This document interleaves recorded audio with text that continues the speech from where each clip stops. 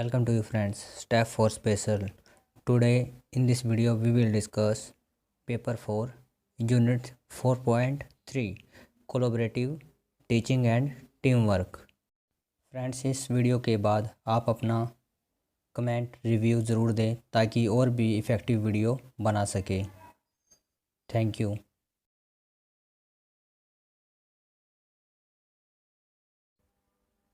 Unit 4.3 collaborative teaching and team work कि किस प्रकार से एक स्पेशल बच्चे के लिए ये इफ़ेक्टिव होते हैं, आइए जानते हैं। कोलैबोरेटिव लर्निंग एक वाइडर टीम है जिसमें एजुकेशनल अप्रोच शामिल है। कोलैबोरेटिव टीचिंग में सामान्य क्लासरूम शिक्षण में लेक्चर या नोट्स टेकिंग की बजाय discuss, peer teaching, face to face interaction व ग्रुप असेसमेंट पर फोकस किया जाता है।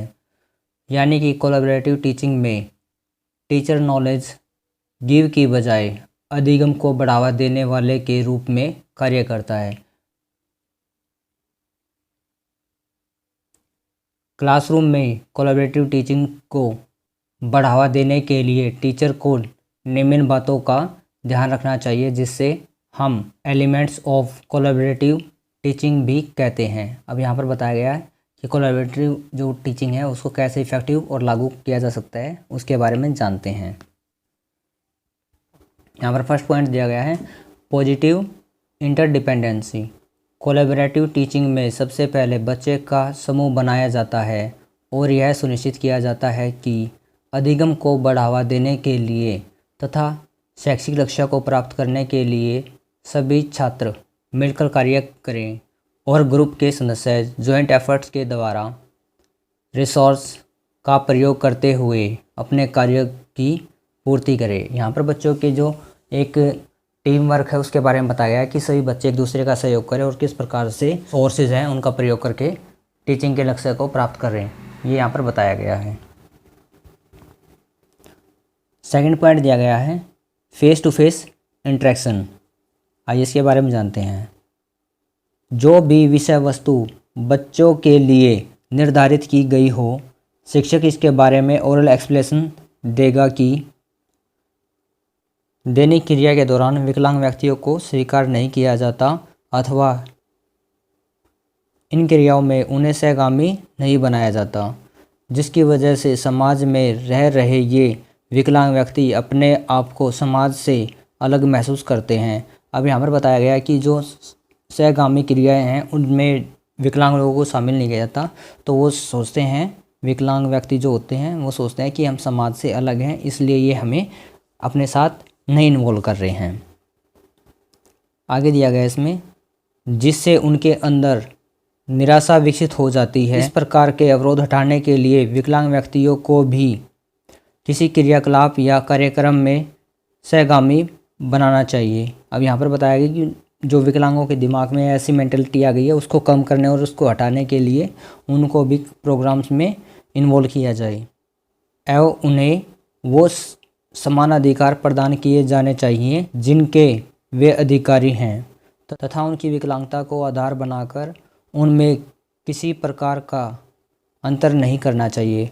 और उनकी बताया गया है कि जो विकलांगता है उसकी वजह से उनके अंदर किसी प्रकार का भेदभाव नहीं करना चाहिए, ये यहाँ पर बताया गया है। सेकंड पॉइंट दिया गया है यहाँ पर शैक्षिक वातावरण संबंधी अवरोध। आइए इसके बारे में जानते हैं। समाज में लोगों का दृष्टिकोण आज भी नकारात्मक है। बहुत से लोगों का मानना है कि विकलांग व्यक्तियों को पढ़ाना और इन पर किसी भी रूप में धन खर्च करना समय और धन की बर्बादी है।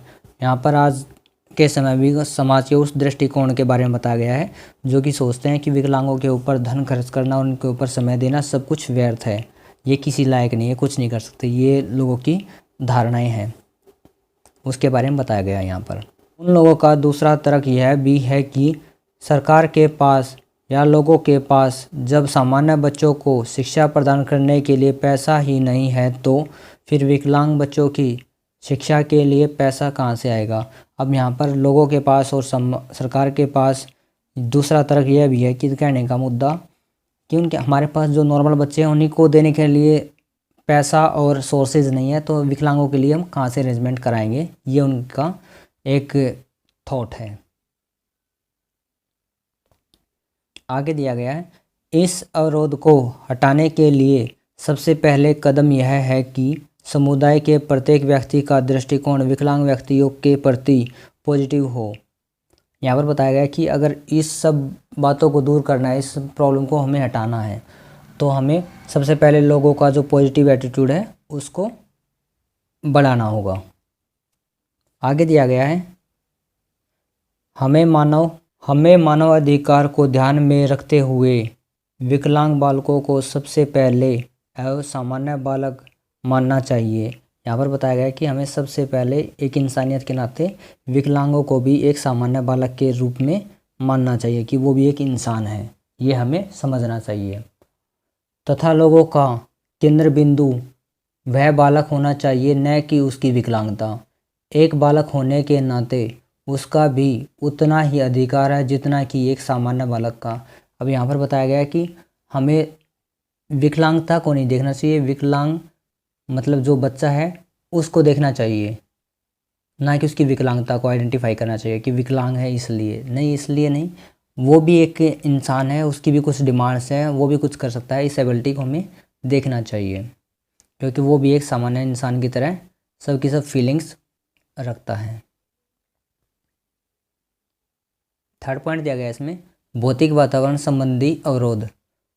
भौतिक वातावरण में अलग अलग प्रकार की संरचनाएं जैसे इमारत, सार्वजनिक विद्यालय, महाविद्यालय, पोस्ट ऑफिस, सार्वजनिक स्थान आदि का निर्माण करते समय विकलांगता तथा उनकी समस्याओं को ध्यान में नहीं रखा जाता है, जिसके कारण विकलांग व्यक्तियों को बहुत सारी समस्याओं का सामना करना पड़ता है। अब यहाँ पर बताया गया है कि जो हमारा फिजिकली इन्वायरमेंट है, जोग्राफिकल इन्वायरमेंट है, या फिर इसको हम ऐसे समझ सकते हैं कि जो हमारे पब्लिक प्लेसेस है जो हम डेली रूटीन में यूज़ करते हैं, उन सब का बैरियर फ्री न होना सबसे बड़ी समस्या है, जिसकी वजह से जो विकलांग व्यक्ति हैं वो उनमें जाने से और अपना काम करने से डरते हैं और वहाँ पर जाना पसंद नहीं करते, क्योंकि वहाँ पर उनकी हेल्प के लिए या फिर वहाँ पर कोई भी ऐसा पॉइंट नहीं है जिसकी वजह से वो कंफर्टेबल फील कर सके। आगे दिया गया इसमें 1983 में भारत सरकार ने नेशनल बिल्डिंग एक्ट पारित किया है, जिसमें सार्वजनिक भवनों के निर्माण में विकलांग व्यक्तियों की समस्या को देखते हुए उसे अवरोध मुक्त बनाने पर बल दिया गया है। पीडब्ल्यूडी एक्ट 1995 में 6 चैप्टर में यह दिया गया है कि विकलांग व्यक्ति जिस कंपनी संस्थान में कार्य कर रहे हैं वहाँ कार्यस्थल तथा कार्यालय दोनों अवरोध मुक्त होने चाहिए, जिससे सभी व्यक्ति एक समान कार्य कर सके। यहाँ पर बताया गया है कि जो नेशनल बिल्डिंग एक्ट है उसके अंदर बताया गया है कि सभी सार्वजनिक जो बिल्डिंग्स है वो बैरियर फ्री होनी चाहिए, और पीडब्ल्यूडी 1995 में 6 चैप्टर में बताया गया है कि जो भी विकलांग व्यक्ति किसी भी कार्यालय में काम करता है तो उसके अकॉर्डिंग उस कार्यालय को बैरियर फ्री बनाया जाए ताकि वो आराम से सभी लोगों के समान कार्य कर सके। ये यहाँ पर बैरियर्स हैं जो हमें हटाने चाहिए और इनके ऊपर विचार करना चाहिए, ये यहाँ पर बताया गया है।